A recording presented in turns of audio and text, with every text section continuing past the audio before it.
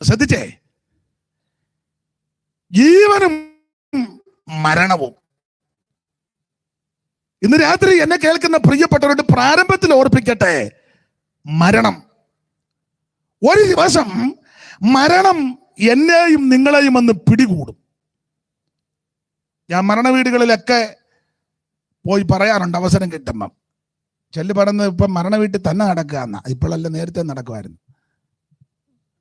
പിന്നെ ഞാൻ കല്യാണത്തിന് പോയില്ലെങ്കിലും മരണ വീട്ടിൽ പോകും. കാരണം പുസ്തകത്തിലെ വാക്യം അങ്ങനെ, മരണ വീട്ടിൽ പോകണം, അത്യാവശ്യമാണ്.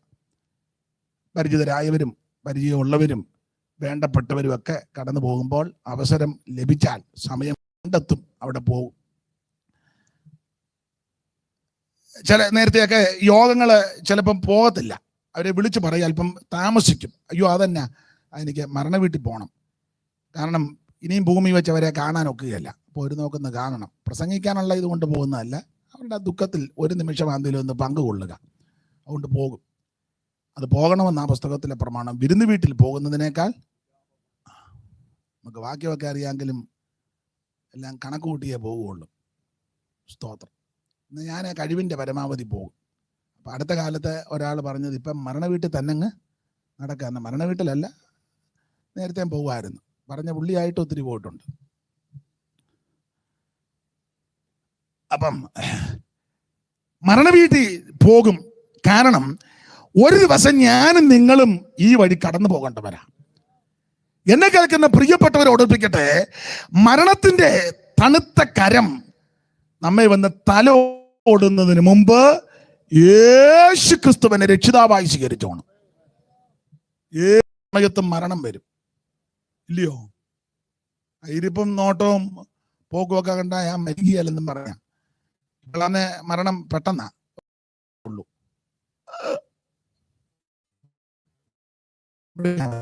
ഒരു ഞരക്കം മാത്രമേ കേട്ടുള്ളൂ.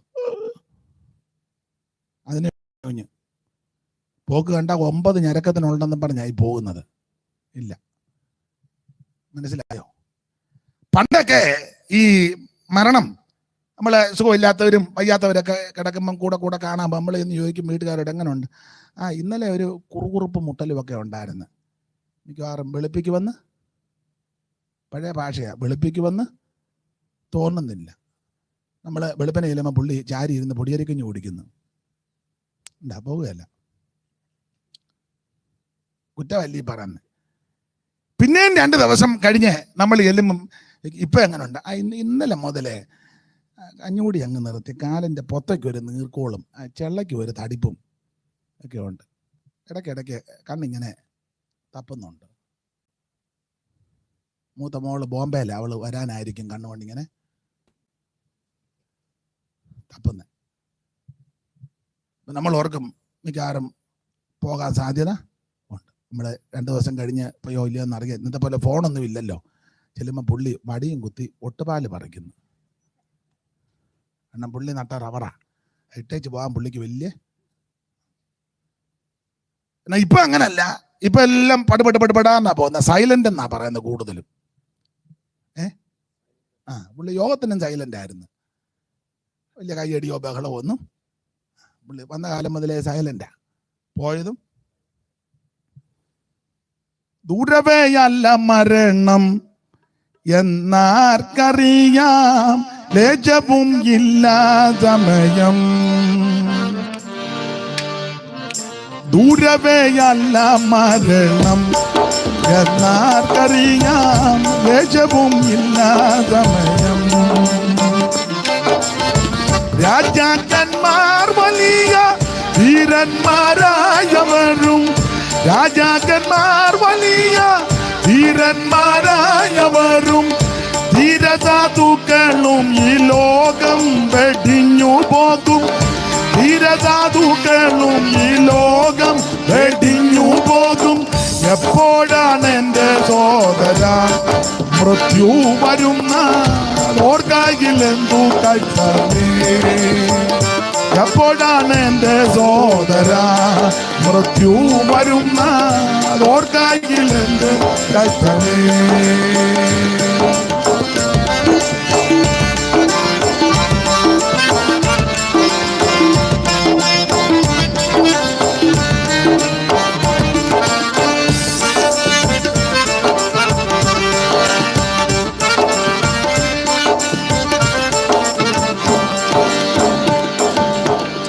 വെള്ളത്തിൽ യാത്രയിൽ വെച്ചോ, ആരാധനയ്ക്കായി പള്ളിയിൽ പോകും നേരത്തോ. വെള്ളത്തിൽ യാത്രയിൽ വെച്ചോ, ആരാധനയ്ക്കായി പള്ളിയിൽ പോകും നേരത്തോ.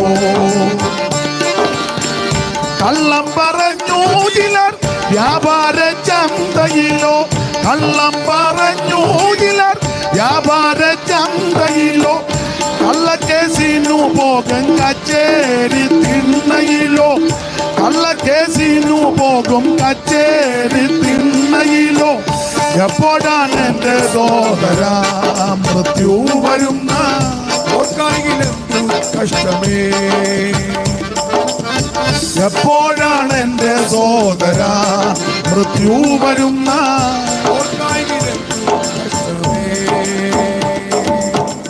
ഏത് സമയത്തും മരണം വന്ന് പിടികൂടാം. മരണത്തിൽ നിന്ന് ആർക്കും ഒഴിയാവതല്ല. നമ്മേക്കാൾ മിടുക്കന്മാരും ശ്രേഷ്ഠന്മാരും കഴിവുള്ളവരും സാമർഥ്യമുള്ളവരും വൈഭവശേഷിയുള്ളവരെല്ലാം ഈ മരണം വഴിയായിട്ട് കടന്നുപോയി. ഉപദേശി പാടിയ പാട്ട് ഞാൻ മിക്കപ്പെടുത്തും പാടാറുണ്ട്, നിങ്ങൾക്ക് പറയാം. കൊട്ടാരമായാലും വിട്ടേ മതിയാകൂ, കോട്ടയ്ക്കകത്തേക്ക് മൃത്യു ചൊല്ലും. 10,000 നില പൊക്കി പണിഞ്ഞാൽ അതിനുള്ളിലും മൃത്യു കയറി ചൊല്ലും. ഒടുവിൽ ഉപദേശി ആ പാട്ടിന്റെ ഒടുവിൽ 1-2 പ്രയോഗം ഞാനത് എപ്പോഴും ചിന്തിക്കുകയും പലപ്പോഴും പറയും. ഒടുവിലത്തെ പ്രയോഗം ഇങ്ങനെ, അയ്യോ അയ്യോ എന്നുള്ള അന്ത്യ സ്വരം ഓർത്താൽ അയ്യോ എനിക്കൊന്നും വേണ്ട. ഒടുവിലത്തെ ആ വലിവുണ്ട്, അയ്യോ അയ്യോ എന്നും പറഞ്ഞ് ഇടുപ്പ് രണ്ടും കൂടെ കൂട്ടിപ്പിടിച്ചൊരു വലിവുണ്ട്. കണ്ടിട്ടുണ്ടോ? നമ്മൾ ഈ കൺവെൻഷൻ മാത്രം കാണുന്നത് കൊണ്ട് വേറെയൊക്കെയാണ് ഇപ്പം കാണുന്നത്. അതുകൊണ്ട് ഈ വലിവ് അങ്ങനെ അധികം കാണുന്നില്ല. അതൊന്ന് കാണുന്നത് നല്ലതാ. അയ്യോ അയ്യോ എന്നുള്ള അന്ത്യസ്വരം. അപ്പൊ ആ അന്ത്യസ്വരം ഓർത്താൽ അയ്യോ എനിക്കൊന്നും വേണ്ട. ഞാൻ എപ്പോഴും പറയാറുണ്ട്, എല്ലാ ദിവസവും ഈ മരണത്തെ പറ്റി കാണുകയും ചിന്തിക്കുകയും ആലോചിക്കുകയൊക്കെ ചെയ്താൽ നമുക്ക് വലിയ അധികം ടെൻഷനൊന്നും വരികയില്ല, ചിന്താഭാരവും അധികം വരികയില്ല. എന്നും രാവിലെ ഇതൊക്കെ ഒന്ന് അറിഞ്ഞ് കണ്ട് പ്രാർത്ഥിക്കുന്നത് നല്ലതാണ്. നമ്മൾ മരിക്കുന്നതും വെട്ടി കിടക്കുന്നതും ആൾക്കാർ വരുന്നതും നമ്മളെ പറ്റി പറയുന്നതുമൊക്കെ ഒന്നറിയുന്നത് നല്ലതാണ്. അത് കാണുന്നതും ചിന്തിക്കുന്നത് നല്ലതാണ്. ഏത് സമയത്തും മരണം വന്ന് പിടികൂടും. ആ മരണത്തിന്റെ കരം വന്ന് തല ഓടുന്നതിന് മുമ്പ് യേശുവിനെ രക്ഷിതാവായി സ്വീകരിച്ചോണം. അതിനിന്ന് രാത്രി ദൈവം നല്ല അവസരം തരിക. തോട്ടത്തിലെ മേരി ബെന്നിഞ്ഞ പാടിയ പാട്ട് നമ്മൾ സ്കൂളിൽ പഠിച്ചതാ. പടുക്കളെന്ന് പേരെടുത്ത പൂർവിക പ്രമാണികൾ കൊടുക്കുമെന്ന് സംഭവിച്ചു, കേട്ടുകേൾവി ഇല്ലകോ. സമർത്ഥനായ സീസറും പ്രശസ്തനായ ഹോമറും സമത്വമറ്റ സോളമൻ തുടങ്ങിയുള്ള വിജ്ഞരും എല്ലാം അമർന്നു പോയി. നമ്മേക്കാൾ മിടുക്കന്മാരും രാജ്യം വെട്ടിപ്പിടിച്ചവരും രാഷ്ട്രീയ സാമുദായിക നേതാക്കന്മാരും മതപണ്ഡിതന്മാരും പ്രമുഖന്മാരെല്ലാം മരണം വഴിയായി കടന്നുപോയി. എന്നാൽ ദൈവം നമുക്ക് ആയുസ് തന്നിരിക്കുക. എന്തിനെന്ന് ചോദിച്ചാൽ ഒന്നുകൂടെ ദൈവസന്നിധി സമർപ്പിച്ച് ദൈവത്തെ ഭജിച്ച് ആരാധിച്ച് നല്ല അന്ത്യം പ്രാപിപ്പാൻ. മനുഷ്യ ജീവിതം CS പാടിയ പാട്ടിന്റെ ഒരു പദം ഇങ്ങനെ, വെള്ളത്തിൻ കുമിള പോലെ എന്ന് പറഞ്ഞാൽ കോള അധികം നേരം കാണുകയില്ല. വേറെ പുസ്തകം പഠിപ്പിക്കുന്നത് ചാഞ്ഞു പോകുന്ന നെടല് പോലെ, പുരപ്പുറത്തെ പുല്ല് പോലെ, നിലത്തെ ഒഴിക്കുന്ന വെള്ളം പോലെ, ആവി പോലെ. അതാണ് മനുഷ്യ ജീവിതം, ക്ഷണഭങ്കുരമാണ്. പണ്ട് സ്കൂളിൽ പഠിച്ചപ്പോൾ ഒരു പദ്യശകലം മിക്കടത്ത് ഞാൻ ചൊല്ലാറുണ്ട്. നിങ്ങൾ സ്കൂളിൽ പഠിച്ചിട്ടുള്ളവർക്കറിയാം. ഏത് ക്ലാസ്സാണെന്ന് ഞാൻ ഇതിനകത്ത് കൊടുത്തിരിക്കുന്നത് അധ്യാത്മരാമായണത്തിൽ 1-2 പ്രയോഗങ്ങളാണ്. അത് എഴുത്തച്ഛൻ, മലയാള ഭാഷയുടെ പിതാവാ, എഴുത്തച്ഛൻ എഴുതിയ വരികളാണ്. ആ വരികൾ ഇങ്ങനെ, ഭോഗങ്ങൾ ഓരോ ക്ഷണപ്രഭാ ചഞ്ചലം വേഗേന നഷ്ടമാം ആയുസ്സും ഓർക്ക നീ. നമ്മുടെ ആയുസ് വേഗം നഷ്ടപ്പെടുന്നതാ. അത് എഴുത്തച്ഛൻ നല്ല രീതിയിലാണ് അത് കൊടുത്തിരിക്കുന്നത്. അതിങ്ങനെ, ഭോഗങ്ങൾ ഓരോ ക്ഷണപ്രഭാ ചഞ്ചലം വേഗേന നഷ്ടമായുസും ഓർക്ക നീ.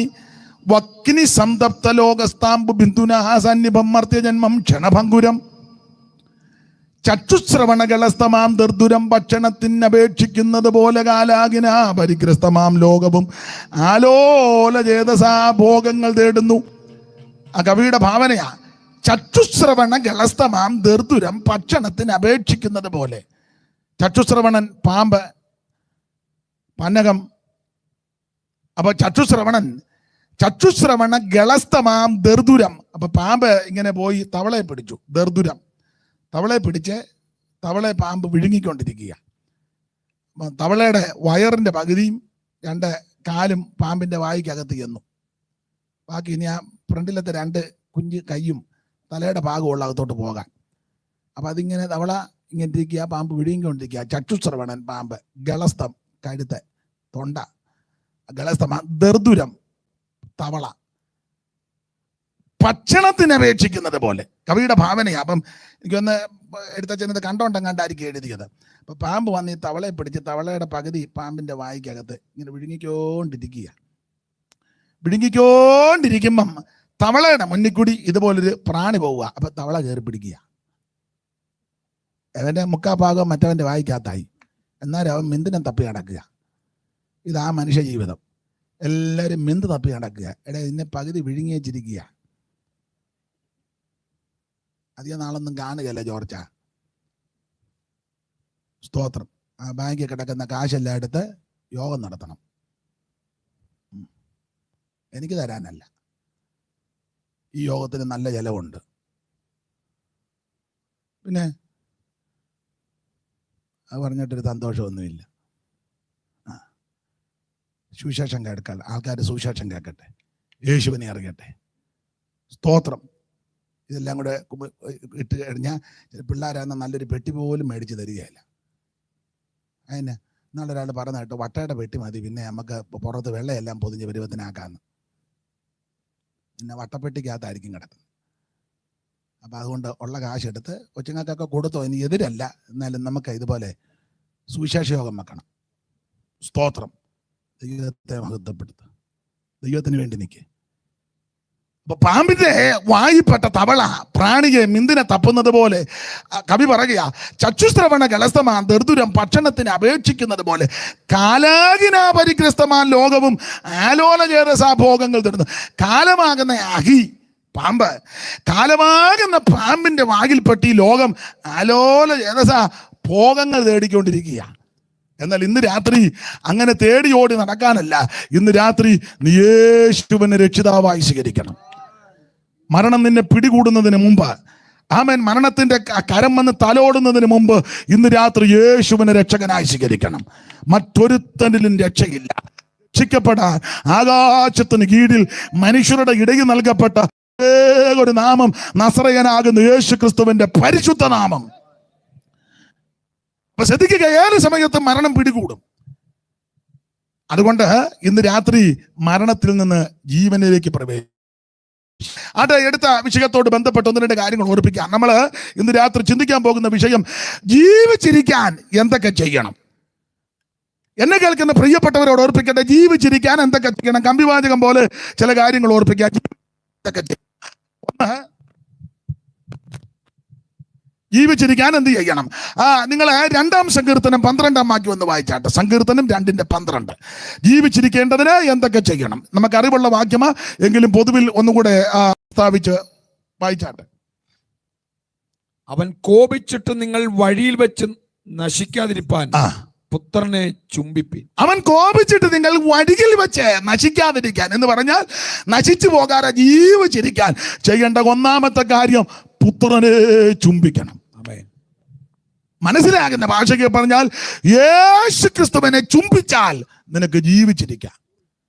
വേറെ ആരെ ചുംബിച്ചാലും, വേറെ ആരുടെ പിറകെ പോയാലും രക്ഷപ്പെടത്തില്ല.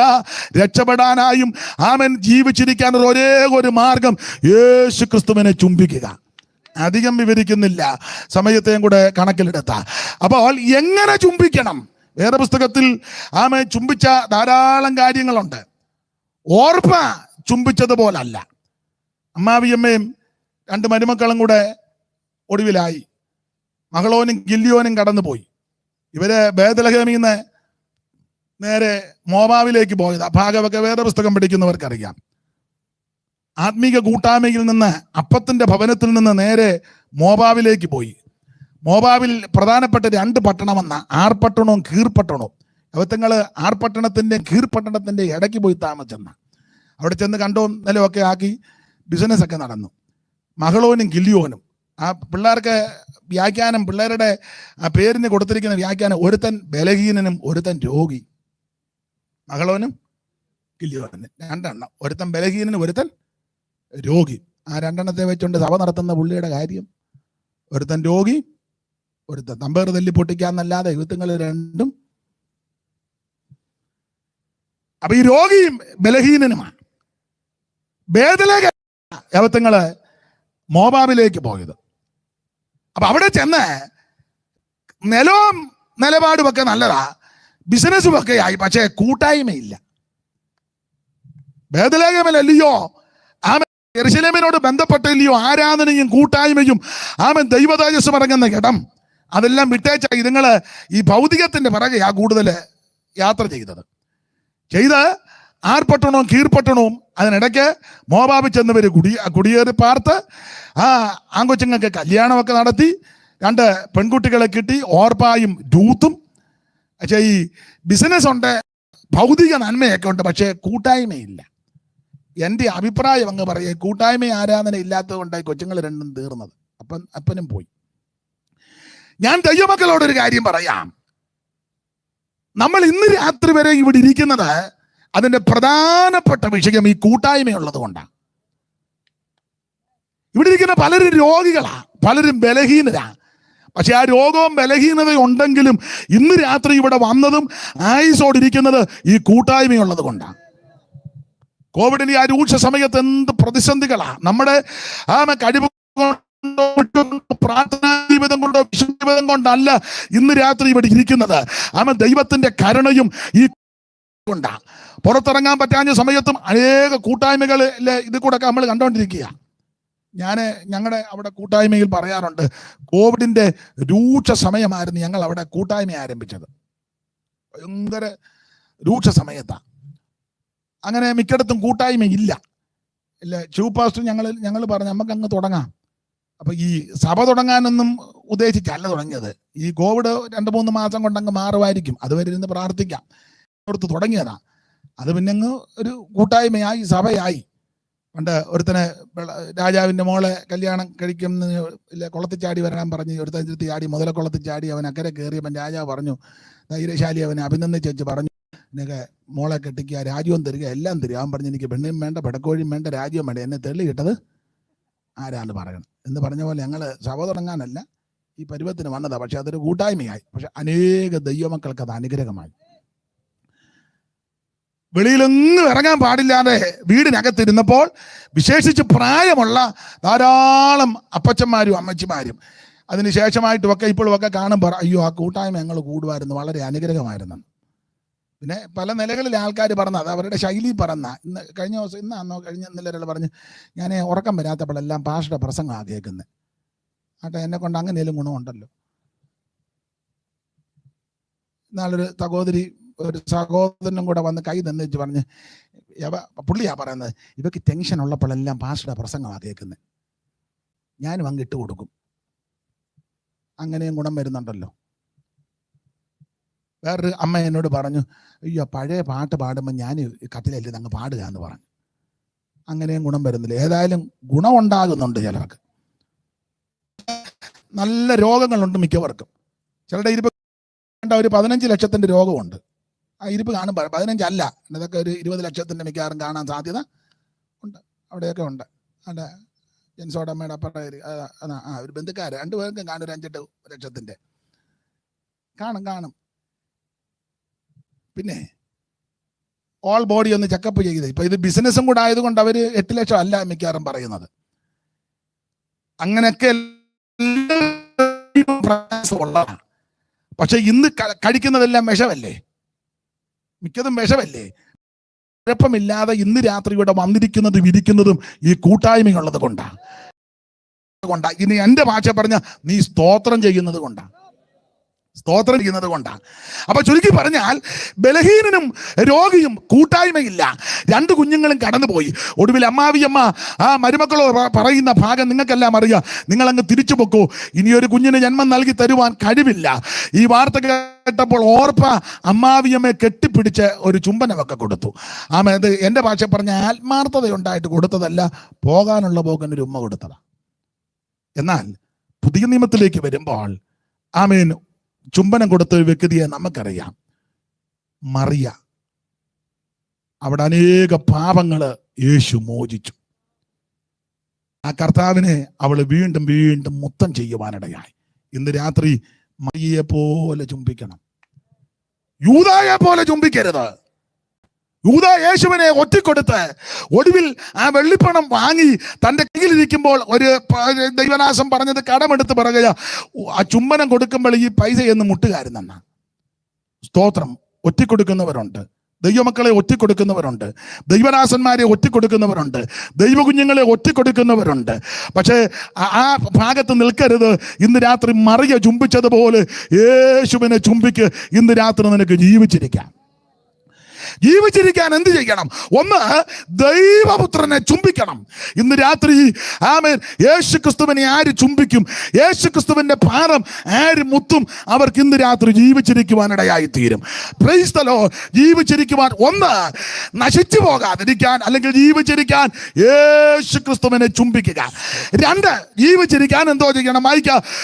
ഉൽപ്പത്തി പുസ്തകം 42-ാം അധ്യായത്തിന്റെ 1-2 വാക്യം വായിക്കാം. ജീവിച്ചിരിക്കാൻ എന്ത് ചെയ്യണം? ഉൽപ്പത്തി 42:1-2. മിസ്രൈമിൽ ധാന്യമുണ്ടെന്ന് യാക്കോബ് അറിഞ്ഞപ്പോൾ തന്റെ പുത്രന്മാരോട്, നിങ്ങൾ തമ്മിൽ തമ്മിൽ നോക്കി നിൽക്കുന്നത് എന്ത്? മിസ്രൈമിൽ ധാന്യമുണ്ടെന്ന് ഞാൻ കേട്ടിരിക്കുന്നു. നാം മരിക്കാതെ ജീവിച്ചിരിക്കേണ്ടതിന് അവിടെ ചെന്ന് അവിടെ നിന്ന് നമുക്ക് ധാന്യം കൊള്ളുവീൻ എന്ന് പറഞ്ഞു. രാത്രി 2, ജീവിച്ചിരിക്കാൻ എന്തോ ചെയ്യണം? 2, മിസ്രയീമിൽ ചെന്ന് ധാന്യം കൊള്ളണം. എന്തിന്? ജീവിച്ചിരിക്കാൻ. അപ്പോൾ ജീവിച്ചിരിക്കാൻ അപ്പനാകുന്ന യാക്കോബ് തൻ്റെ പുത്രന്മാരോട് പറയുന്ന ഭാഗമാണ് ഇന്ന് രാത്രി ഇവിടെ വായിച്ചു കേട്ടത്. നമുക്കറിയാം, ഇസ്രായേൽ മക്കൾ ഇവര് അടിമകളായി പോകുന്നതിന് മുമ്പ് അല്ലെങ്കിൽ മിസ്രയീമിൽ ചെല്ലുന്നതിന് മുമ്പ് ദേശം മുഴുവൻ ക്ഷാമം കൊണ്ട് വലയുകയാണ്. 42-ാം അധ്യായത്തിന്റെ 1-ാം വാക്യം വായിക്കാം.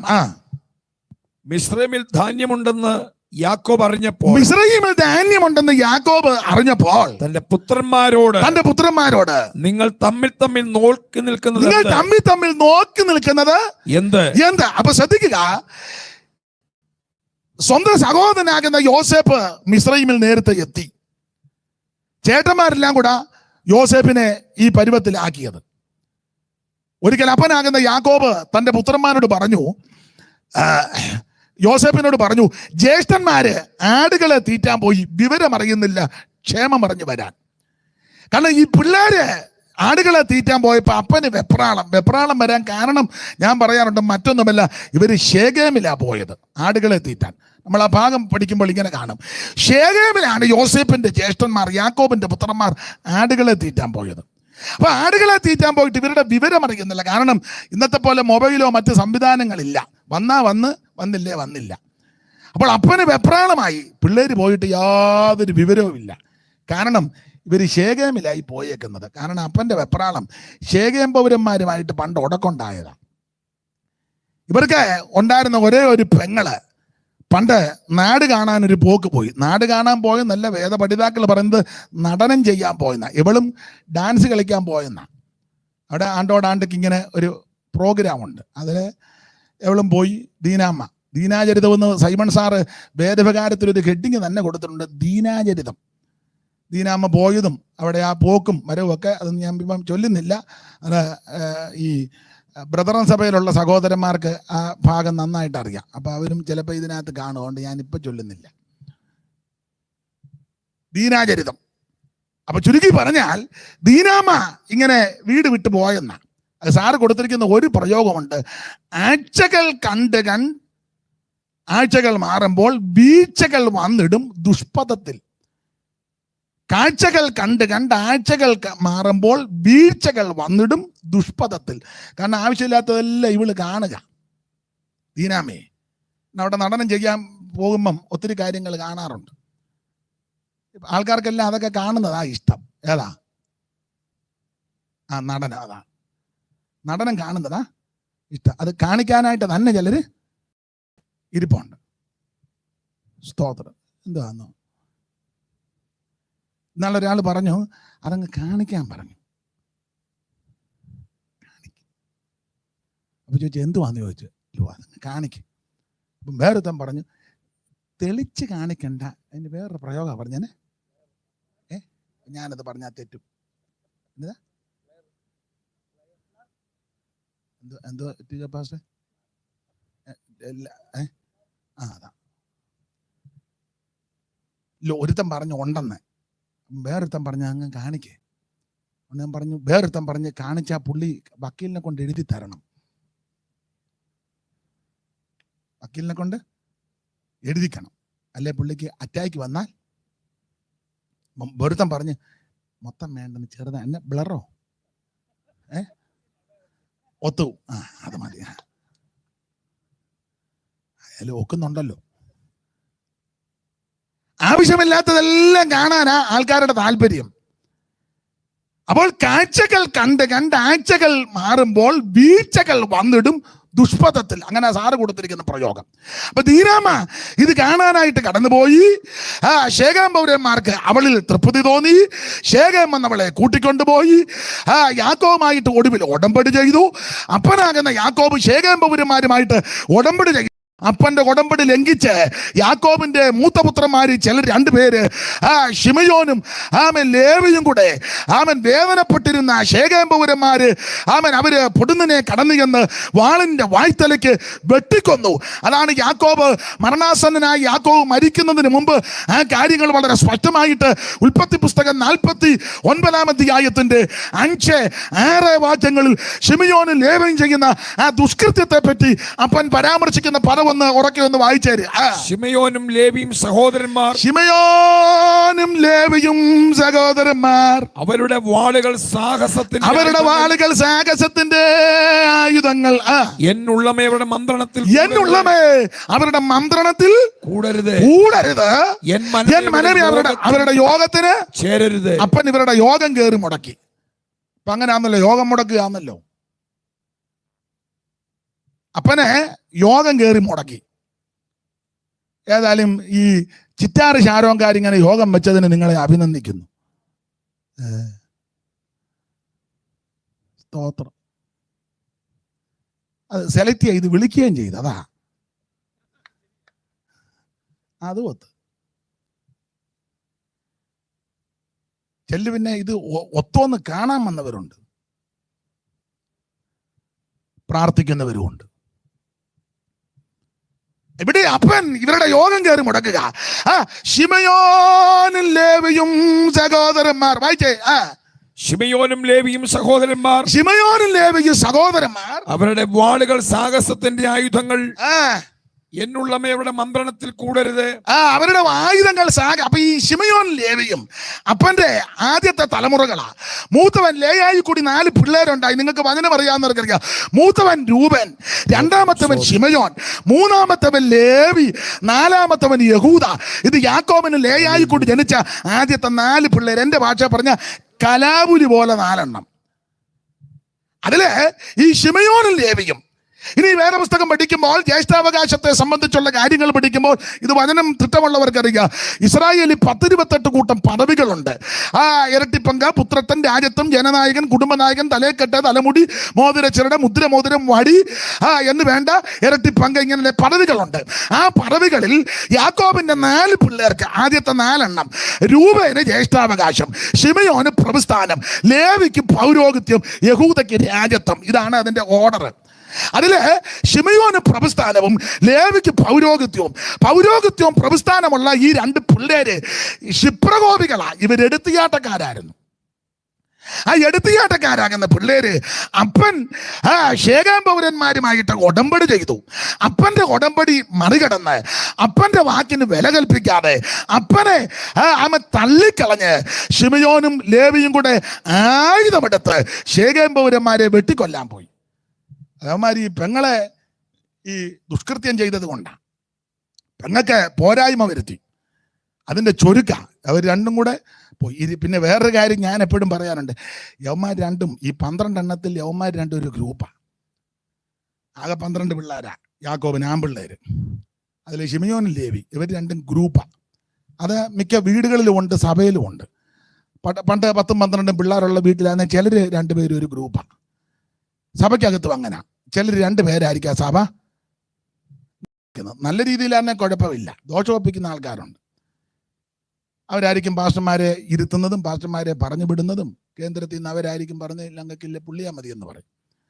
ഇവർ 2 പേരും സഭയിൽ വന്നാലും അടുത്തടുത്തേ ഇരിക്കുള്ളൂ, അടുത്തടുത്ത കസേരയിൽ. മിക്കവാറും സൈഡിൽ ചാരു കസേരയിലായിരിക്കും. ഒരാള് വരാൻ താമസിച്ചാലും മറ്റേ പുള്ളിയുടെ ബൈബിൾ അവിടെ വെക്കും എന്ന് പറഞ്ഞാൽ വേറെ ആരും വന്നിരിക്കരുത്, ബേച്ചൻ ഇപ്പം വരുമെന്ന്. അപ്പോൾ ബേച്ചൻ്റെ തലവട്ടം കാണുമ്പോൾ പുള്ളി കണ്ണുകൊണ്ട് കാണും. അത് അവർക്കറിയാം അതിൻ്റെ ആംഗ്യഭാഷ. ഇവർ 2 പേരും യോഗം കഴിഞ്ഞും ഒരു ബൈക്കേലേ പോവുകയുള്ളൂ. വൈകിട്ട് ഇവരൊന്നിച്ച് സംസാരിക്കും. ഇതല്ല ഇവർ ശിമയോനും ലേവിയും 2 ഗ്രൂപ്പാണ്. അപ്പൊ ഈ 2 പേരും കൂടെ ചേർന്ന് അപ്പന്റെ അനുവാദമില്ലാതെ ശേഖരം പൗരന്മാരെ വെട്ടിക്കൊല്ലാൻ പോയത്. അപ്പൊ യാക്കോബ് ആ വിഷയത്തിൽ പറഞ്ഞു, ഈ ദേശത്ത് നിങ്ങൾ എന്നെ നാറ്റിച്ചു. അപ്പനെ നാറ്റിച്ചു, ദേശത്ത് നാറ്റിച്ചു 2 എണ്ണം. അതാണ് 34-ാം അധ്യായത്തിൽ യാക്കോബ് ആ കാര്യം പറയുന്നുണ്ടല്ലോ. ഈ ദേശനിവാസികളാകുന്ന പെരിശരുടെയും കനാന്യരുടെയും മധ്യയിൽ നിങ്ങൾ എന്നെ നാറ്റിച്ചു, വിഷമത്തിലാക്കി. ഈ ചൊരുക്ക് കൊണ്ടാണ് അപ്പൻ ഒടുവിൽ ഉൽപ്പത്തി പുസ്തകം 49-ാം അധ്യായത്തിന്റെ 5-ാമത്തെ വാക്യത്തിൽ ഇവരെ ഒരു വിധത്തിൽ പറഞ്ഞാൽ ഒരു പ്രാകുക, ഇവരെ വിലക്കുക. ഒന്നുകൂടെ വായിച്ചു 5-ാം വാക്യം. ശിമയോനും ലേവിയും സഹോദരന്മാർ. ശിമയോനും ലേവിയും സഹോദരന്മാർ. അവരുടെ വാളുകൾ സാഹസത്തിന്റെ ആയുധങ്ങൾ. ശിമയോനും ലേവിയും ഇവരുടെ കുഴപ്പടി, ഇവര് സാഹസത്തിന്റെ ആയുധങ്ങൾ, എടുത്തുചാട്ടക്കാരാ, ക്ഷിപ്രകോപികളാ. ശിമയോനും ലേവിയും സഹോദരന്മാർ, ഇവരുടെ വാളുകൾ സാഹസത്തിന്റെ ആയുധങ്ങൾ. പിന്നെ എന്നുള്ളമേവരുടെ മന്ത്രണത്തിൽ കൂടരുത്, കൂടരുത്. എൻ മനമേവരുടെ യോഗത്തിൽ ചേരരുത്. അവരുടെ യോഗത്തിനും ഞാനങ്ങ് ചേർത്ത് പറയാ, അവരുടെ യോഗത്തിന് പോവുകയും ചെയ്യരുത്. നമ്മുടെ യോഗത്തിന് ഇവരെ 2 പേരെ വിളിക്കരുത്. അപ്പൊ ചിറ്റാർ ശാരോങ്കാര് പറഞ്ഞ അവരെ 2 പേരെ മതിയെന്ന്. സ്തോത്രം. അത് വേറൊരു വിഷയം, അങ്ങനെ ഇരിക്കട്ടെ. എന്തായാലും ലേവിയെ പറ്റി ഒടുവിൽ പറയുന്ന ഒരു പ്രത്യേക പ്രയോഗമുണ്ട്. ഉൽപ്പത്തി പുസ്തകം 49-ാം അധ്യായത്തിൽ ഗോത്ര പിതാവാകുന്ന യാക്കോബ് ഇവരെ എന്റെ ഭാഷയെ പറഞ്ഞ് പ്രാഗി ശപിച്ച് നമ്മുടെ യോഗത്തിന് വിളിക്കുകയും ചെയ്യരുത്, ഇതിങ്ങളുടെ യോഗത്തിന് നമ്മൾ പോവുകയും ചെയ്യരുതെന്ന് പറഞ്ഞ് വിലക്കിയപ്പോൾ ഭാഗം അങ്ങ് വിടുകയാ. ഈ ലേവിയും ശിമയോനും ഒക്കെ ദൈവസന്നിധി അനുഭവിച്ചു, വിശേഷിച്ച് ലേവി അനുദപിച്ചു. ലേവി ദൈവത്തോട് കാര്യങ്ങൾ പറഞ്ഞു, ദൈവമേ ക്ഷിപ്രകോപത്താൽ വാളെടുത്ത് വെട്ടിപ്പോയി, അതുകൊണ്ട് ആമേ മാപ്പാക്കണം. ഈ പ്രാർത്ഥന സ്വർഗം കേട്ട് കാണും. അതുകൊണ്ട് ലേവി എതിർക്കാനും കയർക്കാനും ഉടക്കാനും പോയില്ല. എൻ്റെ ഭാഷയെ പറഞ്ഞ ലേവി കുത്തിയിരുന്ന് പ്രാർത്ഥിച്ചു. ലേവിക്ക് ഒരു കാര്യം അറിയാം, ആമേ ഒരു അവസരം ദൈവം തരും. ദൈവം തരുന്ന അവസരം വരുമ്പോൾ ആമൻ ദൈവം എന്നെ രംഗത്ത് കൊണ്ടുവരും. ലേവി ദൈവസന്നിധി പ്രാർത്ഥിച്ചു. എന്നെ കേൾക്കുന്ന ദൈവമക്കളോട് പറയാ, നിന്നെ ഒറ്റപ്പെടുത്തുമ്പോൾ, തള്ളിക്കളയുമ്പോൾ, പഠിക്കുമ്പോൾ, ആക്ഷേപിക്കുമ്പോൾ പതറരുത്. ഞാനൊരു ആയുധം നിങ്ങൾക്കറിയാം, മുഴങ്കാലയിലിരുന്ന് പ്രാർത്ഥിക്കണം. മറുപടി പറയാൻ പോകരുത്, എതിർക്കാൻ പോകരുത്, കയർക്കാൻ പോകരുത്, ഉടക്കാൻ പോകരുത്. ചെയ്യേണ്ട ഒരേ ഒരു ആയുധം മുട്ടയിലിരുന്ന് പ്രാർത്ഥിക്കണം. Praise the Lord. പ്രാർത്ഥിക്കുന്ന ദൈവത്തിന്റെ പൈതലിന് സമയമാകുമ്പോൾ ദൈവം നിന്നെ ഉയർത്തും, ദൈവം നിന്നെ മാനിക്കും. ലേവി അവസരം നോക്കിയിരുന്നു. അങ്ങനെ അവസരം നോക്കിയിരുന്നപ്പോഴാ കാളെ യവന്മാര് ഉണ്ടാക്കി തുള്ളിച്ചു. കാളതുള്ളല് പെണ്ണുങ്ങളെല്ലാം കൂടെ കുണുക്കെല്ലാം കൂടെ ഓരിക്കൊണ്ട് കൊടുത്ത ഭാഗം നിങ്ങൾക്കറിയാം. അകരോന്നതവരുടെ കയ്യിൽ നിന്ന് 1-ാമത്തെ മഹാപുരോഹിതനാ അയാൾ ഈ പണിയെല്ലാം ചെയ്തത്. അയാൾ കുണുക്കെല്ലാം കൂടെ മേടിച്ച് ഈക്കകത്തിട്ട് പരുവത്തിനടിച്ച് രൂപപ്പെടുത്തി കൊത്തുള്ളി കൊണ്ട് ഭാഷ വരുത്തി കാളക്കുട്ടി ഉണ്ടാക്കി. ഒടുവിൽ ഇവന്മാരെല്ലാം കൂടെ പറഞ്ഞു, ഇസ്രായേലേ, ഇത് നിന്നെ മിസ്രയീമിൽ നിന്ന് കൊണ്ടത് ദൈവമാണ്. കാളയുടെ പുറകെ നടന്ന് ഇവനെല്ലാം കൂടെ തുള്ളി. അരിജം കയറി തുള്ളിയവരുണ്ട്, കലി കയറി തുള്ളിയവരുണ്ട്, കാളയെ കണ്ട് തുള്ളിയവരുണ്ട്, ഇത് പൊന്ന് കണ്ട് തുള്ളി, പല നിലയിലാണ് തുള്ളുന്നത്. തുള്ളലങ്ങോട്ട് മൂത്ത് കഴിഞ്ഞപ്പോൾ മോശ ഇറങ്ങി വന്ന് കാര്യം ചോദിച്ച ഭാഗം നിങ്ങൾക്കറിയാം. അപ്പൊ മോശ വെച്ച്, യഹോവയുടെ പക്ഷത്തുള്ളവൻ മാറി നിൽക്കട്ടെന്നല്ല, എൻ്റെ അടുക്കാരട്ടെന്ന്. അല്ല, ഇപ്പൊ യഹോവയുടെ പക്ഷത്തുള്ളവരെ ആണെന്നില്ല മാറ്റി നിർത്തുന്നത്.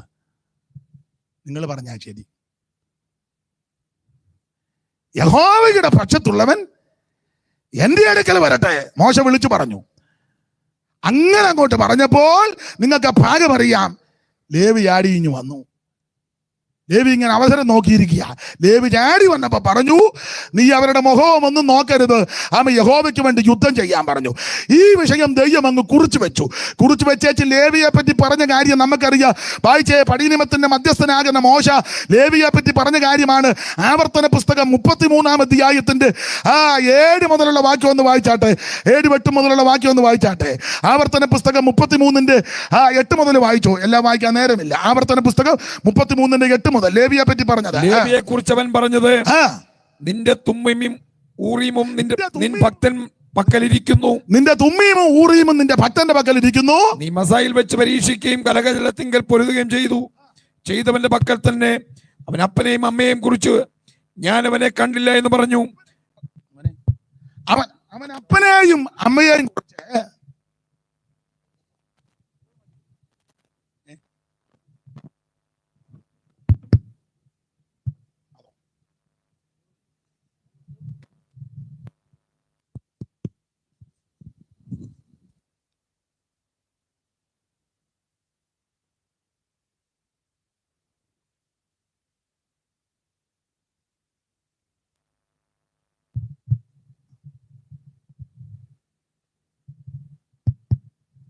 ഒന്നുകൂടെ വായിച്ചു. ലേവിയെ കുറിച്ച് അവൻ പറഞ്ഞത്, നിന്റെ തുമ്മീമും ഊറീമും നിന്റെ ഭക്തന്റെ പക്കലിരിക്കുന്നു. അടുത്തത്, നീ മസയിൽ വെച്ച് പരീക്ഷിക്കുകയും കലഹജലത്തിങ്കൽ നീ പൊരുതുകയും ചെയ്തവന്റെ പക്കൽ തന്നെ. അടുത്തത്, അവൻ അപ്പനെയും അമ്മയെയും കുറിച്ച് ഞാൻ അവനെ കണ്ടില്ല എന്ന് പറഞ്ഞ യഹോവയ്ക്ക് വേണ്ടി യുദ്ധം ചെയ്യുവാൻ ലേവി വാളെടുത്ത് അങ്ങോട്ട് നിന്നപ്പോൾ അപ്പനെന്നോ അമ്മയൊന്നൊന്നും ലേവി കണ്ടില്ല. അടുത്തത്, സഹോദരന്മാരെയും അവൻ ആദരിച്ചില്ല. സ്വന്തം മക്കളെന്നും ഓർത്തില്ല. അടുത്തത്, നിന്റെ വചനം പ്രമാണിച്ചു, നിന്റെ നിയമം കാത്തുകൊള്ളുകയും ചെയ്തു. അതുകൊണ്ട് ആമ ലേവിക്ക് ശുശ്രൂഷതയോ ആരക്കിട്ടുറപ്പിച്ചു കൊടുത്തു. ദൈവത്തിന് മഹത്വം. അപ്പോൾ വചനം കാത്തു, ഉപദേശം കാത്തു. അപ്പനെന്നോ അമ്മയെന്നോ സഹോദരനോ കാട്ടി. ഇന്ന് രാത്രി എന്നെ കേൾക്കുന്ന പ്രിയപ്പെട്ടവരോട്, വിശേഷിച്ച് കർത്താവിന്റെ ദാസന്മാരോട് ഒരു കാര്യം അവൻ ഓർപ്പിച്ച് അരക്കിട്ടുറപ്പിക്കുക. ദൈവദാസന്മാരെ, ഉപദേശത്തെ കാത്താൽ, വചനത്തെ കാത്താൽ ദൈവം നിന്നെ കാക്കും. നിന്റെ ആവശ്യങ്ങൾ നടത്തുവാൻ ദൈവം വിശ്വസ്തനാ. വചനത്തെ കാക്കുന്നവന് ദൈവം കാക്കും. വചനത്തെ ഉയർത്തുന്നവന് ദൈവം ഉയർത്തും. വചനത്തെ പ്രമാണിക്കുന്നവന് ദൈവം സൂക്ഷിക്കും. ദൈവത്തിന് മഹത്വം. വിവരിക്കുന്നില്ല അധികം. ഇങ്ങനെ ഇവര് മിസ്രയീമിൽ ക്ഷാമമുണ്ടായി. ഈ ക്ഷാമം കഠിനപ്പെട്ടപ്പോൾ നമുക്ക് മടങ്ങി സമയം പോകുന്നല്ലോ. അപ്പനാകുന്ന യാക്കോബ് തന്റെ പിള്ളേരോട് പറയുന്ന പദമാണ് 42-ന്റെ 1 വായിച്ചത്. മിസ്രയീമിൽ ധാന്യമുണ്ടെന്ന് ഞാൻ കേൾക്കുന്നു, നിങ്ങൾ തമ്മിൽ നോക്കി നിൽക്കാതെ. വായിച്ചേ. മിസ്രയീമിൽ ധാന്യമുണ്ടെന്ന് യാക്കോബ് പറഞ്ഞപ്പോൾ തന്റെ പുത്രന്മാരോട് നിങ്ങൾ തമ്മിൽ നോക്കി നിൽക്കാതെ. മിസ്രയീമിൽ ധാന്യമുണ്ടെന്ന് ഞാൻ കേട്ടിരിക്കുന്നു. നാം മരിക്കാതെ ജീവിച്ചിരിക്കേണ്ടതിന് അവിടെ ചെന്ന് അവിടെ നിന്ന് നമുക്ക് ധാന്യം കൊണ്ടുവരുവി. ജീവിച്ചിരിക്കാൻ ചെയ്യേണ്ട രണ്ടാമത്തെ കാര്യം, മിസ്രയീമിൽ ചെന്ന് ധാന്യം കൊള്ളണം. അതിലെ ആദ്യത്തെ പദം, നിങ്ങൾ തമ്മിൽ നോക്കി നിൽക്കുന്നത് എന്താ? ഇന്ന് രാത്രി എന്നെ കേൾക്കുന്ന ക്രിസ്ത്യാനികളോട് ഞാൻ പറയാ, അങ്ങോട്ടും ഇങ്ങോട്ടും ചെളി വാരി എറിയേണ്ട സമയമല്ലിത്. കുത്തിയിരുന്ന് പ്രാർത്ഥിച്ച് ബലപ്പെടണം. വല്ലാത്തൊരു കാലഘട്ടത്തിലേക്കാ നീങ്ങിക്കൊണ്ടിരിക്കുന്നത്. എല്ലാവരോടും കൂടാ പറയുന്നത്, മുഴു ലോകത്തുമുള്ള ദൈവമക്കളോടായി പറയുന്നത്. അങ്ങോട്ടും ഇങ്ങോട്ടും ചെളി വാരി, വാശിയും വൈരാഗ്യവും ഫേസ്ബുക്ക് വഴിയും അല്ല വാട്സപ്പും എൻ്റെ കുന്തവും കോടാലിയും. കുന്തമെന്ന് ഇപ്പൊ പറയാനും മേല. ഇനിയിപ്പോ ഞാനങ്ങ് പറയുക. സ്തോത്രം. പെന്തിക്കോസുകാരോടായി പറയുന്നേ, ക്രിസ്ത്യാനികളോടായി പറയുന്നേ. അങ്ങോട്ടും ഇങ്ങോട്ടും സഭയുടെ പേര് പറഞ്ഞ് അടിയുണ്ടാക്കാതെ, കസേരയുടെ പേര് പറഞ്ഞ് അടിയുണ്ടാക്കാതെ, സ്ഥാനമാനങ്ങൾക്ക് അടിയുണ്ടാക്കാതെ, ഇലക്ഷന് വോട്ടുപിടുത്തവും നടത്താതെ, വാശിയും വൈരാഗ്യവും നോക്കാതെ, കക്ഷി പക്ഷ വർഗ വർണ്ണ വ്യത്യാസം തരംതിരിക്കാതെ ദൈവമക്കൾ ചെയ്യേണ്ട കാര്യം കുത്തിയിരുന്ന് പ്രാർത്ഥിക്കണം.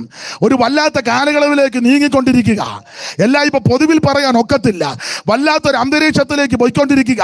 അതുകൊണ്ട് ഇന്ന് രാത്രി ഇവിടെ കൂടി വന്ന ദൈവമക്കളോട്, എന്നെ കേൾക്കുന്ന ദൈവമക്കളോട് പറയാ, ചെളി വാരി എറിയാനും ആക്ഷേപിക്കാനും അപമാനം പറയാനും അവൻ തമ്മിൽ പഴിചാരാനും കുറ്റം ചുമത്താനുള്ള സമയമല്ല. 5 മിനിറ്റ് കിട്ടിയാൽ നീ ആത്മാവിൽ ബലപ്പെട്ടോണം. 10 മിനിറ്റ് കിട്ടിയാൽ പ്രാർത്ഥിച്ച് ആത്മാവിൽ പൊരുതിക്കോണം. ആർക്കും പ്രവർത്തിച്ചു കൂടാത്ത രാത്രി വരാൻ പോകുകയാ. വല്ലാത്ത പ്രതിസന്ധിയിൽ കൂടി ദൈവമക്കളും ദൈവസഭയും കടന്നു പോകാൻ പോകുകയാ. ഇതിന്റെ നടുവിൽ ദൈവമക്കൾ ചെയ്യേണ്ടത്, അല്പസമയം കിട്ടിയാൽ മുടങ്കാലിൽ നിന്ന് പ്രാർത്ഥിച്ച് ബലപ്പെടണം. വ്യക്തിപരമായ പ്രാർത്ഥന കുറയരുത്, നിന്റെ കുടുംബ പ്രാർത്ഥന കുറയരുത്, സഭയുടെ പ്രാർത്ഥന കുറയരുത്. ദൈവമക്കൾ പ്രാർത്ഥിച്ച് ബലപ്പെടണം. ഇത് അങ്ങോട്ടും ഇങ്ങോട്ടും പഴി ചാരി അങ്ങോട്ടും ഇങ്ങോട്ടും കുറ്റവും കുറവും പറയുക. പണ്ട് ഒരു സംഭവം കേട്ടിട്ടുണ്ട്. നടുക്കടലിൽ കപ്പൽ മുങ്ങി താന്നുകൊണ്ടിരിക്കുക. കപ്പൽ നടുക്കടലില് വലിയ താന്നുകൊണ്ടിരിക്കുക. അന്നേരം കപ്പലിനകത്ത് 2 വിദ്വാന്മാര് തലയുണ്ടാക്കുന്നു. എനിക്ക് വന്ന് പെന്തിരാകാനാ സാധ്യത. തലയണയ്ക്ക് ഒരുത്തൻ പറഞ്ഞത് എൻ്റെ തലയണ ഇന്നലെ രാത്രി ഞാനാ വെച്ചേ. അവൻ പറഞ്ഞു ചുണയുണ്ടേ മേടിക്കാവോ എന്ന്. എടാ വിഡ്ഢി, ഇത് മുഴുവൻ താന്നുകൊണ്ടിരിക്കുക. നിന്റെ തലയണ കട്ടിലൂടെ താഴുക. മനസ്സിലാകുന്നുണ്ടോ? മുമ്പേ ഒരു ചൊല്ലിയത് ഓർക്കുന്നില്ലോ, തവള എന്നെ തപ്പിയതുപോലെ ഇത് മുഴുവൻ താന്നുകൊണ്ടിരിക്കുക. മൊത്തത്തിൽ പൂട്ട് വരുന്നതിന് മുന്നേ നീ പ്രാർത്ഥിച്ച് ബലപ്പെട്ടോണം. ഇപ്പൊ അത്രയൊക്കെ പറയാൻ ഒക്കുള്ളൂ. അതുകൊണ്ടാണ് പൂട്ട് വരുമ്പോൾ IPC ആണോ, ചർച്ചക്കോടാണോ, അസംബ്ലീസ് കോഡാണോ, ചാരോനാണോ, നെയ്യലാണോ, പെനിയലാണോ, അന്തർദേശീയമാണോ, ഇൻഡിപെൻഡന്റ് ആണോ, കല്ലുമലയാണോ, കുരിശുമലയാണോ, ഒരു മല അവർ നോക്കുകയല്ല. കാതും കടുത്തുമില്ലാത്ത നിന്നെ പിടികൂടും. മീശ പഠിച്ച നിന്നെ സൂക്ഷമായിട്ട് തരും. നീ അവിടെ പമ്മി ഇങ്ങനെ ജീസസ് എന്ന് പറഞ്ഞിരിക്കുമ്പോൾ നാവിക്കായിരിക്കും താങ്ങ് തരുന്നത് കൊച്ചുങ്ങൾ. അതുകൊണ്ട് ഞാൻ നല്ല ബുദ്ധി നിന്നോട് പറയാം, അങ്ങോട്ടും ഇങ്ങോട്ടും പഴി ചാരാതെ പ്രാർത്ഥിച്ച് ബലപ്പെട്ടോണം. സ്തോത്രം, സ്തോത്രം, സ്തോത്രം. ഇന്ന് രാത്രി മുഴു ലോകത്തോടുമായി പറയുന്നത്. സകല പെന്തിക്കോസ്, ഇപ്പൊ ചിലരൊക്കെ അമേരിക്ക കുഴപ്പമില്ലെന്ന്, അവിടെയും കുഴപ്പം വരും. പേർഷ്യ എവിടാ കുഴപ്പം വരാത്ത? മുഴു ലോകത്തിനും കുഴപ്പം വരും. സ്തോത്രം. അങ്ങനായി പുസ്തകം പഠിപ്പിക്കുന്നത് ഒരു ഏരിയയിൽ മാത്രം കുഴപ്പം വരുമെന്നല്ല, അവൻ സകലയിടത്തും വട്ടം നിന്നെ പിടികൂടും. അങ്ങനെ പിടികൂടുന്നതിന് മുമ്പ് ദൈവമക്കൾ പ്രാർത്ഥിച്ച് ആത്മാവിൽ ബലപ്പെടണം. അതിനുള്ള സമയമാ. അതുകൊണ്ട് ഇന്ന് രാത്രി എന്നെ കേൾക്കുന്നവരോട് ഒന്നുകൂടെ പറയാ, സഭാ സ്പിരിറ്റ് പാടില്ല, കക്ഷിപക്ഷ വർഗ വർണ്ണവ്യത്യാസം പാടില്ല, അങ്ങോട്ടും ഇങ്ങോട്ടും ആലോക്യമുണ്ടാക്കരുത്, അമ്മ ബോർഡ് കണ്ട് ഇളകരുത്, അമ്മ പ്രാർത്ഥിച്ച് ബലപ്പെടണം. യാക്കോബ് പറയാ, എടാ ക്ഷാമം കൊണ്ട് കൊടുമ്പിരിക്കൊള്ളുക, നിങ്ങൾ തമ്മിൽ എന്നെ നോക്കി നിൽക്കുന്നേ. ചർച്ചക്കോടാന്നോ? ഞങ്ങൾ ചർച്ചക്കോടാന്നേലും ഏതാ? തുലാത്ത ആദ്യത്തെ വെള്ളിടി നിന്റെ ഉച്ചിയിലായിരിക്കണം. അല്ല പിന്നെ എന്നെ മറുപടി പറയാൻ. എടാ അത് തപ്പണ്ട, നേരെ വാന്നോ. ഇത് നിങ്ങൾ IPC ആന്നോ? ഏത് സെന്ററാ? എടാ നീ തലയണയ്ക്ക് അടി ഉണ്ടാക്കാതെ ബേബി. മനസ്സിലാകുന്നുണ്ടോ? കപ്പൽ മൊത്തം താഴാൻ പോവുക. നിങ്ങളേതാ? ഞങ്ങൾ അസംബ്ലീസ് ഓഫ് ഗോഡ്. മലബാറാന്നോ മലയാളം ഡിസ്ട്രിക്റ്റ് ആണോ എന്ന്? പണ്ട് കോടതി കേസ് ചെന്ന് വേറൊരു മാസ്റ്റർ ഒരു ഡിസ്ട്രിക്റ്റ് അങ്ങ് രൂപീകരിച്ചു. അവസാനം കോടതി ചെന്നു. കോടതി മജിസ്ട്രേറ്റ് വിളിച്ചു, കാര്യങ്ങളെ ചോദിച്ചു, എന്നാ നിങ്ങളുടെ വിഷയം? കാര്യം അപ്പം പ്രതിഭാഗം വാദിഭാഗം വക്കീല്. അപ്പോൾ പറഞ്ഞു, എൻ്റെ ഡിസ്ട്രിക്റ്റ് കയറി ഇവൻ വേറെ ഡിസ്ട്രിക്റ്റ് ഉണ്ടാക്കി. മജിസ്ട്രേറ്റ് പുള്ളി അന്തം വിട്ടുപോയി. പുള്ളി ചോദിച്ചു, നിങ്ങൾ എവിടാ? ഞാൻ കായംകുളം ഡിസ്ട്രിക്റ്റ്. അങ്ങനെ ഡിസ്ട്രിക്റ്റ് ഇല്ലല്ലോ. തിരുവനന്തപുരം ഡിസ്ട്രിക്റ്റ്, കൊല്ലം ഡിസ്ട്രിക്റ്റ്, പത്തനംതിട്ട ഡിസ്ട്രിക്റ്റ് ഒക്കെ നാല് കാലത്തെ district, Kottayam district, Idukki district, Ernakulam district, Alappuzha district, Thrissur, Palakkad, Kozhikode, Malappuram, Kasaragod, Kannur. നിന്നോട് ആര് പറഞ്ഞു കായംകുളം ഡിസ്ട്രിക്റ്റ് ഉണ്ടാക്കാൻ?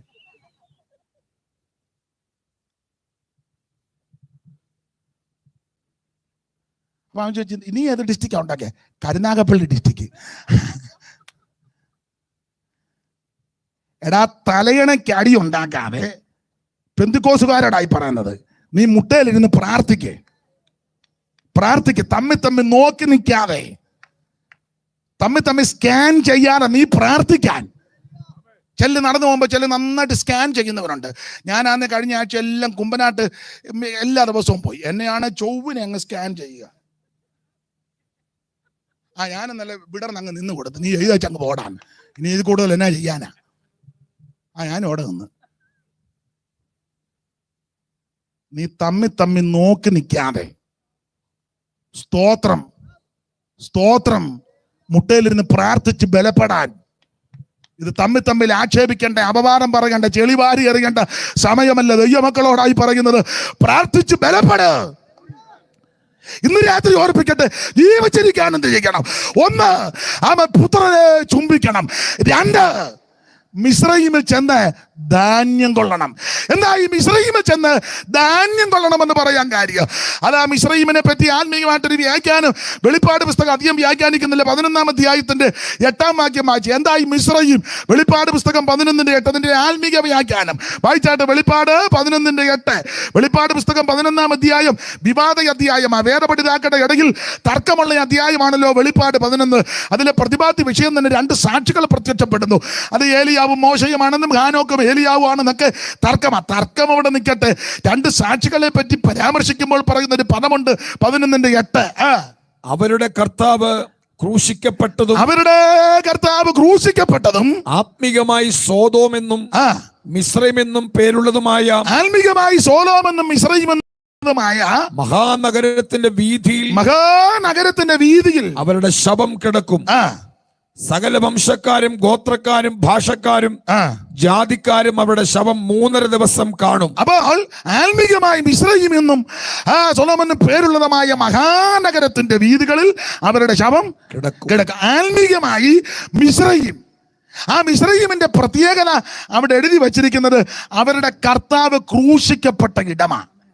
അവരുടെ കർത്താവ് അങ്ങനെയല്ലേ എഴുതിയേക്കുന്നത്? അവരുടെ കർത്താവ് ക്രൂശിക്കപ്പെട്ടതും. അവരുടെ കർത്താവ് ക്രൂശിക്കപ്പെട്ട ഇടം, ആ സ്ഥലത്തിന് ഇവിടെ കൊടുത്തിരിക്കുന്ന പ്രയോഗമാണ് ആത്മീകമായി മിസ്രയീം. അങ്ങനെയെങ്കിൽ ഇന്ന് രാത്രി നമ്മുടെ വിഷയത്തോടുള്ള ബന്ധത്തിൽ മിസ്രയീമിൽ ചെന്ന് ധാന്യം കൊള്ളണം. എന്തിന്?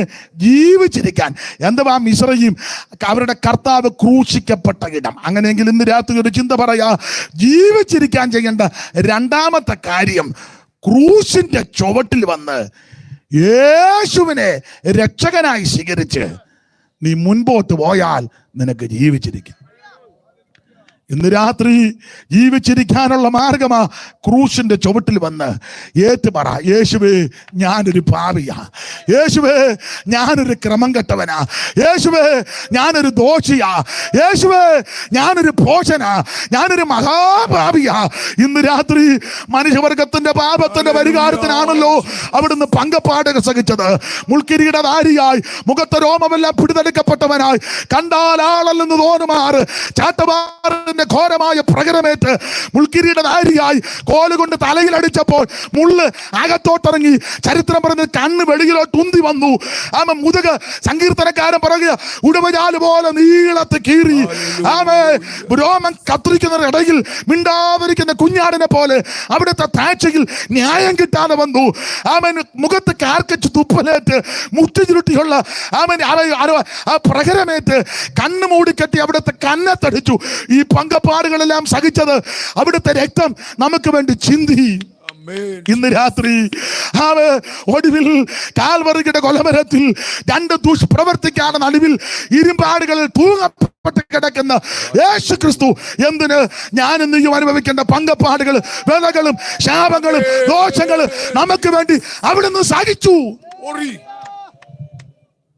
മനത്തോടെ ശാപ മരത്തിൽ തൂങ്ങിയ മാനുവേല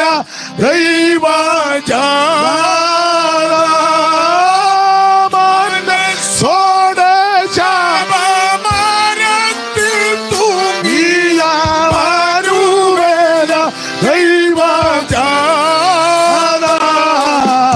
നിനക്ക് ചേർന്ന് പാടാൻ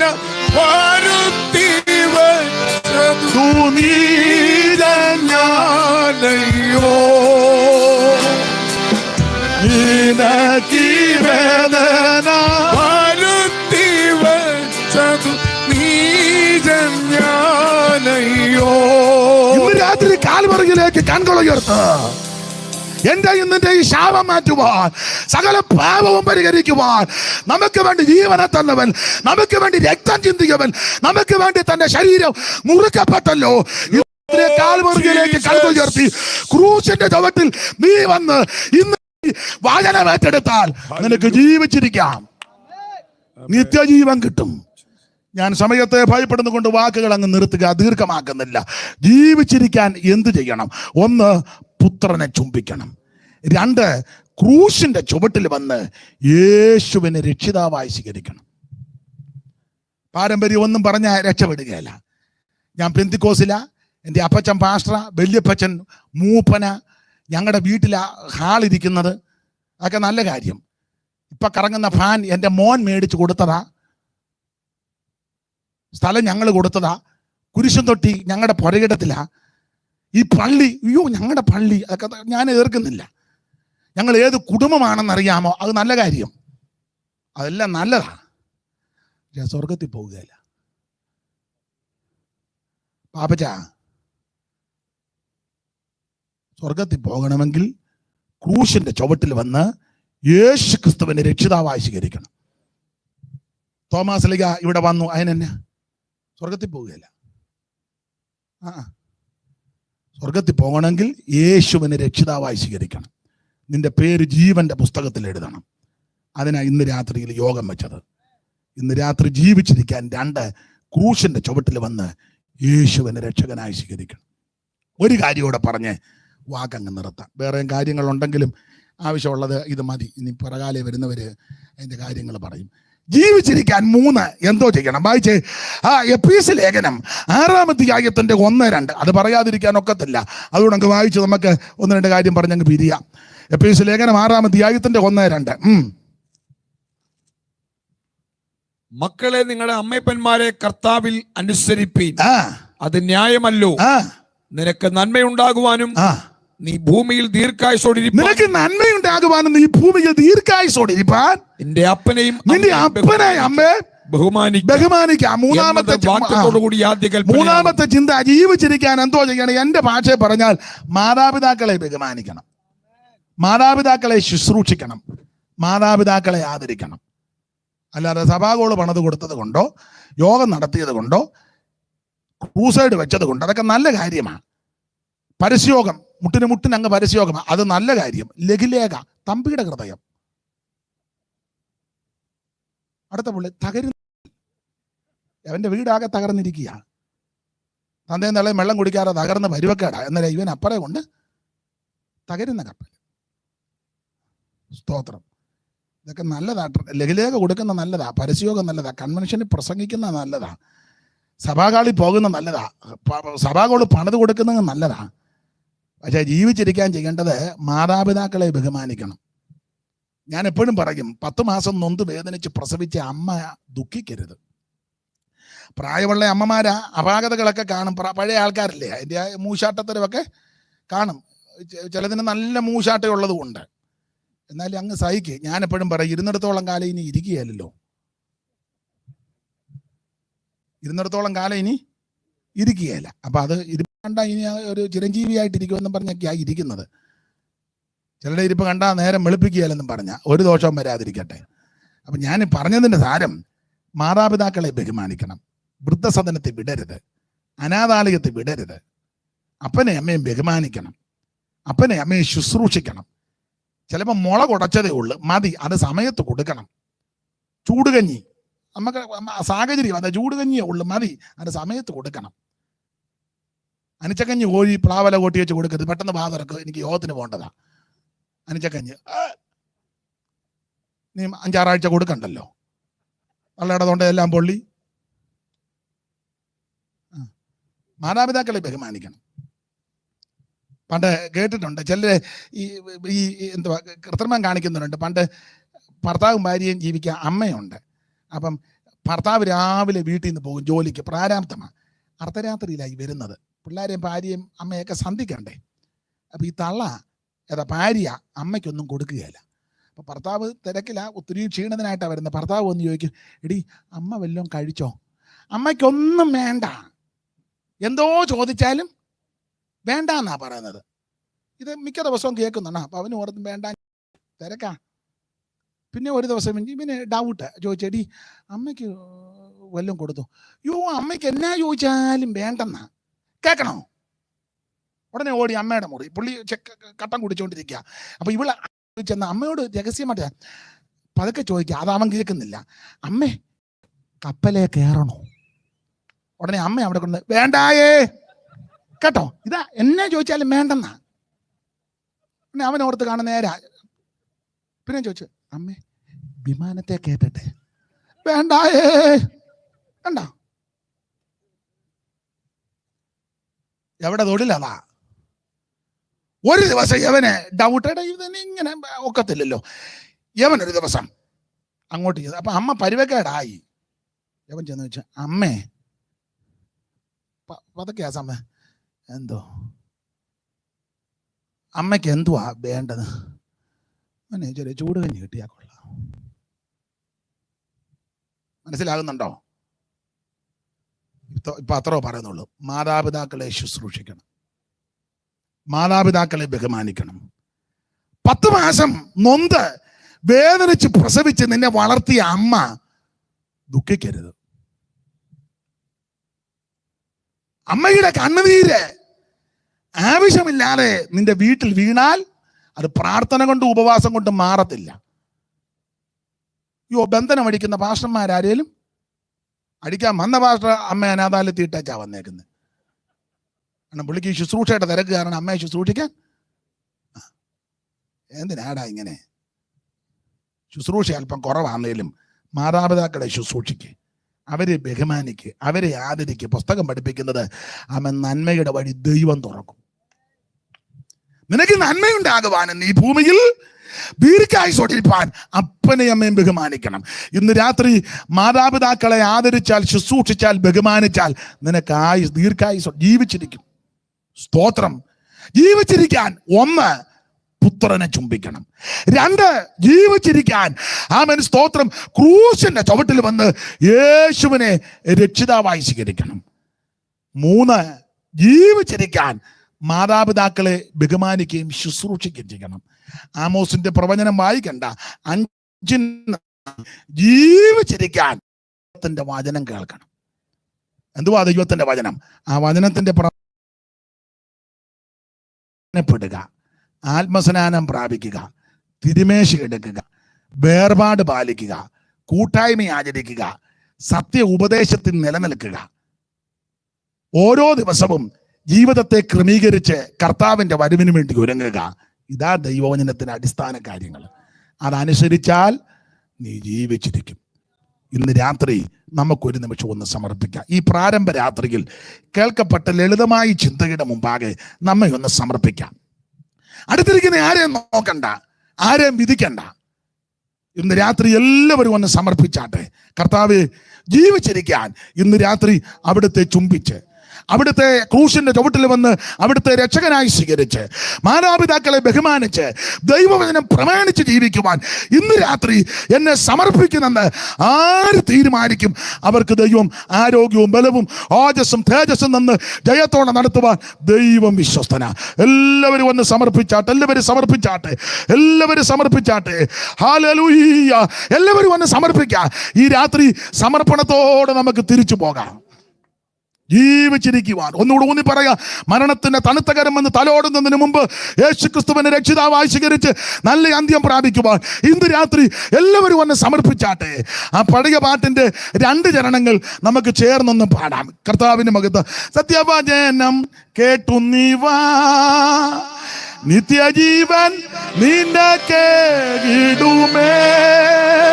സത്യവചനം കേട്ടു നീവാ, നിത്യജീവൻ നിനക്ക്. നിൻപും ജീവപുസ്തകത്തിൽ ഉണ്മയായി ഇന്ന് എഴുതിടുമേ. നിൻപും ജീവപുസ്തകത്തിൽ ഉണ്മയായി ഇന്ന് എഴുതിടുമേ. വരുവീ നീ നല്ല സമയം. ചേർന്ന് പാടാം. നിന്നെ യേശു വിളിച്ചു ജീസസ്. ഹല്ലേലൂയ. യേശു വിളിച്ചിടുന്നു. തീരാത്ത പാപവ്യാധിയെയും മാറാത്ത എല്ലാ ബലഹീനവും പാപവ്യാധിയെയും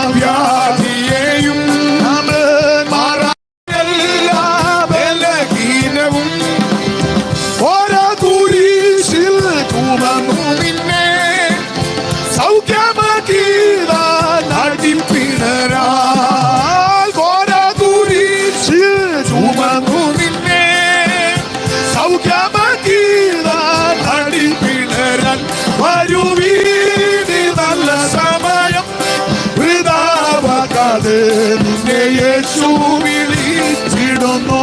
വരുവീനി നല്ല ഹല്ലേലൂയ. വൃഥാവാക്കാതെ യേശു വിളിച്ചിടുന്നു. ഇന്ന് രാത്രി കേൾക്കപ്പെട്ട ദൈവത്തിന്റെ വചനത്തിന് മുമ്പാകെ സമർപ്പിക്കുവാൻ താല്പര്യമുള്ള പ്രിയപ്പെട്ടവർ എന്നോട് ചേർന്ന് ഒരു വാക്ക് ഒന്ന് സമർപ്പണത്തോടെ പ്രാർത്ഥിച്ചാട്ടെ. യേശുവേ, ഇന്ന് രാത്രി എന്നെ രക്ഷിക്കണം.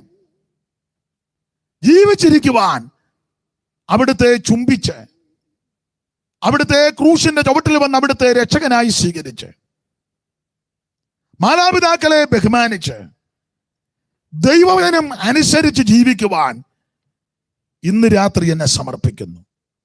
എന്നെ രക്ഷിക്കണം, ആരോഗ്യം നൽകണം, ജീവിച്ചിരിക്കുവാൻ കൃപ നൽകണമേ. ആമേൻ.